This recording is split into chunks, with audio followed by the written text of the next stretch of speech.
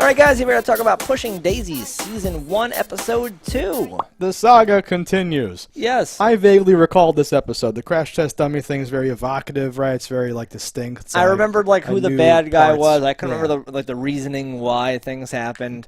There's a new car design. It runs on dandelion fuel, but there is a flaw. And if they're using the heat warmers on low with the radio on and they hit 70 miles per hour, the car will explode. And do very little damage to you, but destroy the car. And the every time it comes up, the narrator enumerates all of the conditions every time, all over again. It happens like 3 times. It's pretty good. Mm-hmm. It's pretty good. What I thought was a little funny about it though is they're saying, can that girl's car go any faster? Kind of saying how she's going very slow, it seemed, and then she explodes. So she was doing 70, and they were calling that slow. Listen, man. Regardless, I really liked the girl that played the ex-girlfriend of the dead guy. Yeah. Or I guess it was the girlfriend of the dead guy, because you don't become an ex just because someone dies. Wow. That's deep, man. Facts. Damn. Aside from her having, and I might not even picked up the first time that I saw the episode, her having an eating disorder. Even though they say it. No, I'm an animal. So when she said that girl has a whole secret life in the bathroom, I was like, she's a superhero. Like, what are they talking about? I'm like, yeah. But I really like her whole are you gonna eat that pie? And then how it hangs and back and forth, and he's looking and she's looking and he's looking and she's looking. And all the time I'm thinking, you're in a pie place and you're the owner of this place. Give her a whole fucking pie. Give her a pie. But that didn't dawn on anybody. I think it was my first major laugh of the episode when she's hiding behind the car and duck walking on the thing. Yeah, she's waddling and crying and eating the pie or something like that. Maybe in retrospect it's supposed to be sadder or something, but just the imagery it's of funny. her trying to keep up with the slowly turning platform. It was amazing. I was fucking laughing. I remember when I first saw this episode, thinking that girl's awesome. You had this pretty girl that just eats all the food in the world, not realizing she's a person that's vomiting and using fucking X-Lax and shit to get rid of it. Yeah, what are you doing? I would be super pissed at that point. I'd be like, I just bought so much food and you just fucking get rid of it. You're just wasting all this food. You're not even enjoying it the way I want you to. Yeah, the idea of a fit person that just eats all this food, I'm like, I like that. That's you. Yeah, but I would like better in a partner. I like a little of me and my partner. Yeah, where I can where did you go eat a bunch of food together? But I thought that was cool, and it was ruined for me this time around when I was like, oh, she's like a bulimic or whatever. We're a little older. We see the world through a little different context. The lens has been a little tarnished by all the years of debris. I don't know where this analogy's going. The episode, though, holds up in general. I don't think I even recalled as much of the singing as there is in the season. I think everything that has singing in it, my mind blanks it out if it's good and just goes oh no, that's just the episode. And then when I see it again, Brave Little Toaster is a perfect example of that. Possibly also for Ferngully, yes, but I know that Land Before Time. Land Before Time has singing, doesn't it? Everything has singing. I don't remember any singing in Land Before Time. And it's going to stay that way. Full of singing. Brave Little Toaster. You've named that one, but that one's the one where I'm like... So, the Brave Little Toaster... I saw it a million times as a kid. I don't remember there being anything. But, and just to take a brief detour here, the Brave Little Toaster is something that when you watch it again to see if it holds up, more than half of the singing, is, oh no, it's destroying me or something like that. Yep. There's a musical number with all the new electronics or something later on. The sad song about somebody turn out the light, all those things. That's fine, because that's sad and the towel or whatever is singing about loneliness or something. But the electronics and the junkyard and all that stuff, yeah, whatever. The the soft whatever, man. The low winding, man. They actively hurt you. In this show, I really only remembered the Birdhouse in Your Soul cover, They Might Be Giants, whatever thing, which is cool. And this was also fine to me. I actually liked the dancing and the guy buffing the floor. It worked out very well, but it was something that I didn't have any memory of. Right. I liked it. Yeah, it worked out great. How they're dancing almost together, but not. Yeah, it's not a taking cringy... the dog's hand and walking in that circle. Yeah. I was I thought she was gonna spin the dog at first. I was you're gonna do one of those things you do with your partner. I thought she was gonna buff the floor with the dog a little bit. But no, she just breaks his arm as she spins around him. Yeah. And that dog is a real team player. That's really good. I like the knitting. I thought that's a Oh, funny yeah. thing. He has like a thing full of like socks. He made himself a sweatshirt and the gun cozies. Oh, the gun cozies. I thought that was going to come into play, too. That Like he pulls out his It gun. may still or whatever. And the whole thing of, like, and he's not going to stop knitting anytime soon.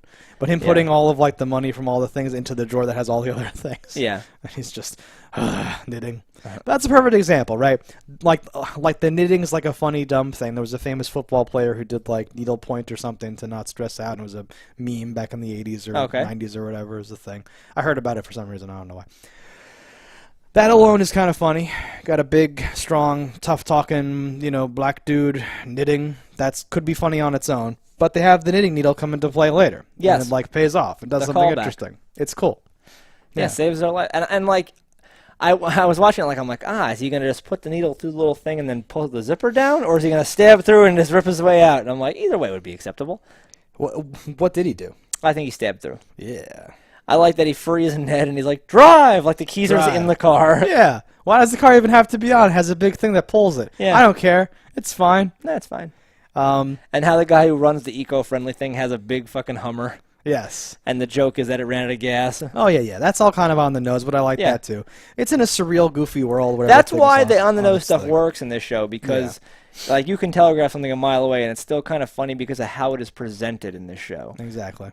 I would like more shows like this. Yeah, this is sort of a unique thing. Like, we're kind of walking through it again, just sort of gushing about it. But, like, I don't know what shows are like this. Maybe, like, you wouldn't know from the outside, and that's why the, shows don't get a lot of attention or something like that. But, yes, this is a force for good in the world that I would like more of. I don't know who wrote this. I should go look, actually, as part of this and see, like, who's the creator, producer, writer, and what else have they done. Because maybe those shows are, like, sleeper, awesome, surreal, intricate shows or whatever.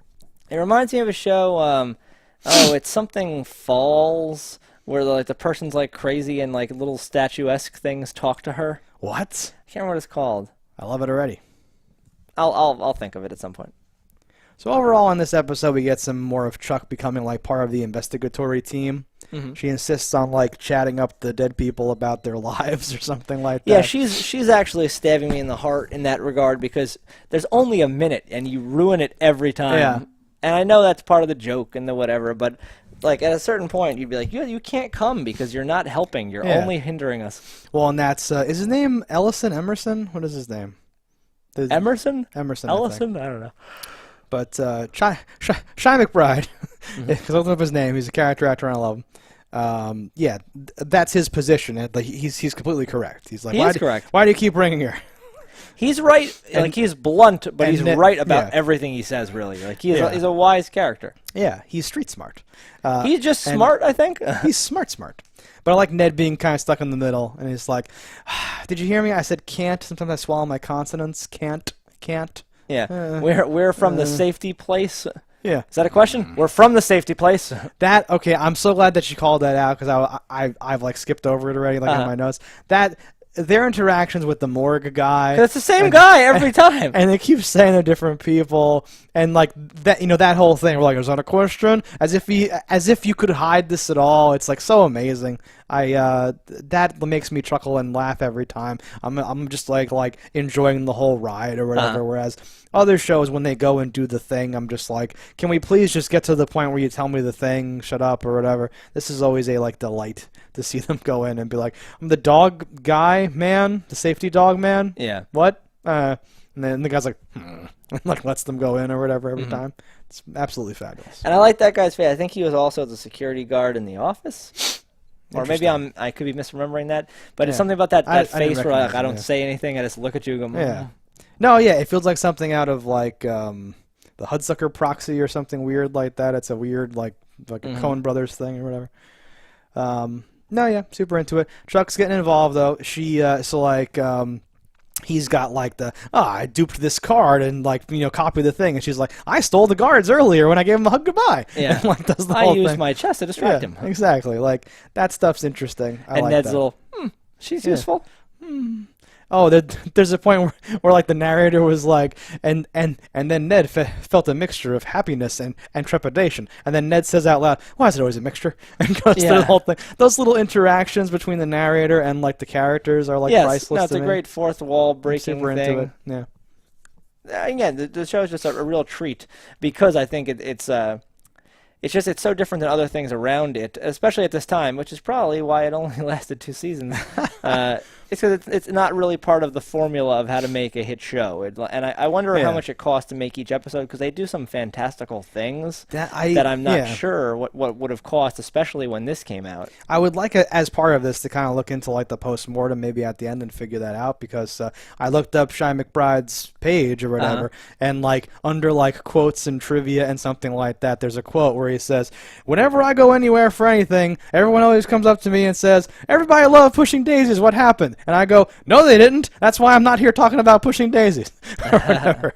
And that's just awesome. That is like on his page, because he's a super prolific television character actor guy who's been on like a million things, and not Pushing Daisies is not one of them that he's still on or whatever. So no, I remember when this show came out, watching it when it got canceled, being disappointed in it, and revisiting it now, even with even factoring in for nostalgia, I'm still so shocked that I'm like, this is dope. Who doesn't like this?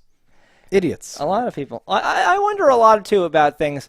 If it were on now, if it would have survived better because of how like the internet works, if like things would have got a better audience, having things trapped to like, what was this, Channel 7 or whatever, where it's just like, what were you up against? Like, were you able to survive? Joe Rogan talks about that for news radio and all that stuff, where he's like, they put us in this awful time slot, we kept moving, it was awful, this whole thing. Like television made things work so differently back then. Like if like Pushing Daisies was a tight 10-minute 10 episodes every 18 months on Netflix series, it would be on season 7, it would be this great thing, everyone would love it, it would be like, oh, it's a quirky thing, it'd be great. But no, the world gets robbed of this. All these actors are dead now, you can't bring it back. I think they're all still alive. No, yeah, they could totally just pick it up where they left off and be like, I'd be fine with that. Making pies. In time. Right?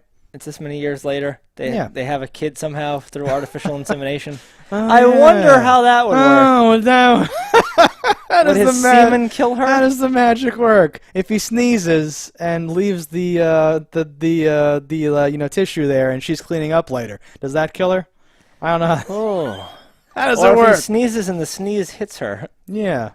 Like, we get that rifle. Oh, we get that at the beginning too. The show is so well crafted. I'm sorry to keep gushing, but I want to gush about it. Sure. They call out to each other. Yeah, crossing. But like that's what people do when they work together in a kitchen. They say like hot, sharp. They have like a lingo for their kitchen where they call out that they're coming through with something, like on your left or whatever they say or something like that. And he's a pie maker, and she helps him at the shop making the pies too. There's so many layers. There's such a flaky crust going on here, because in their like day-to-day life they have to have the same mentality. And she calls him out on something and blocks the door because she knows, well, he's not just gonna murder me and walk and like push me out of the way, so I can totally stand here until he answers my question. Like it's so good. I'm sorry. No, very good. And eventually we get the partition wall put into the cab, and they can hold hands. It's like the prison.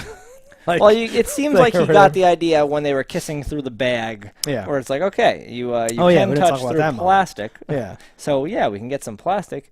It's like the cab's partition, except run the other direction. Yeah, which is so strange. And if anyone else is ever in his car, they're gonna be like, "What is this?" or whatever. And he's gonna be like, "Yeah." I feel like if this show was conceived of and like produced today, they'd be pretending she has like an immune disorder or something like that, and that would just cover all the social awkwardness or whatever.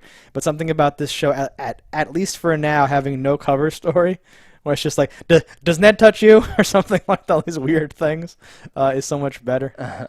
No, it is.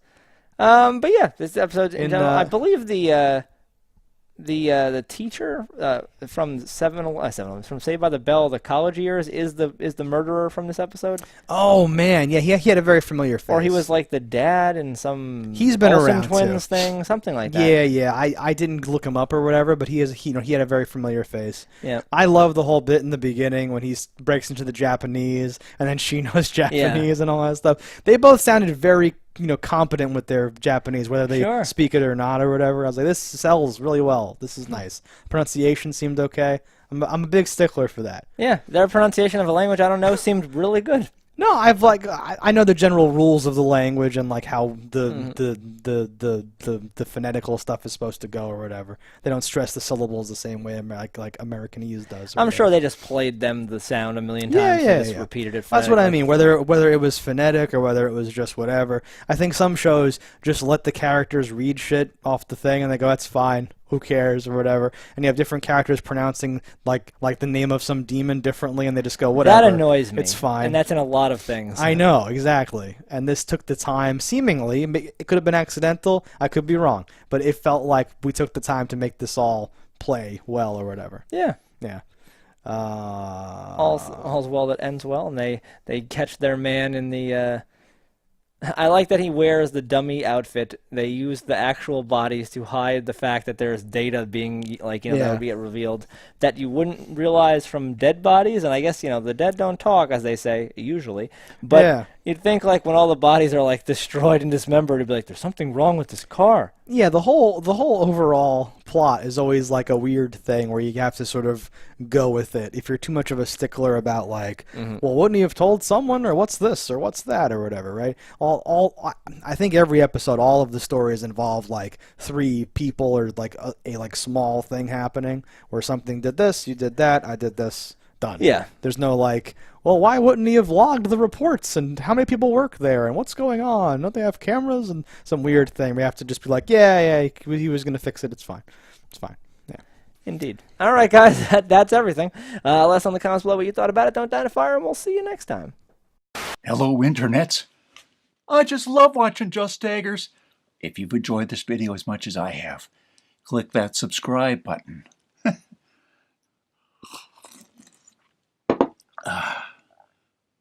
Peace out, homies.